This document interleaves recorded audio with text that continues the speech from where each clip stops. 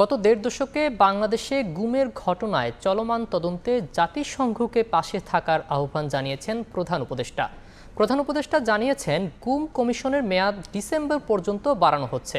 বাংলাদেশ সফররত জাতিসংঘের গুম বিষয়ক ওয়ার্কিং গ্রুপের ভাইস চেয়ারপারসন গ্রাজিনা বারানস্কা সহ দুজন সোমবার রাষ্ট্রীয় অতিথি ভবন যমুনায় প্রধান উপদেষ্টার সঙ্গে সাক্ষাৎ করলে প্রধান উপদেষ্টা এই আহ্বান জানান। তিনি বলেন, গুমের ঘটনার রহস্য উন্মোচনে চলমান তদন্তে জাতিসংঘের সহায়তাকে স্বাগত জানাবে বাংলাদেশ। জাতিসংঘের কর্মকর্তারা গুম সংক্রান্ত তদন্ত কমিশনের কাজের প্রশংসা করেছেন। এ সময় বারানস্কা প্রধান উপদেষ্টাকে জানান, তারা ঢাকার বাইরেও গুমের কারণে ক্ষতিগ্রস্ত পরিবার, নাগরিক সমাজ ও রাজনৈতিক নেতাদের সঙ্গে আলোচনা করবেন।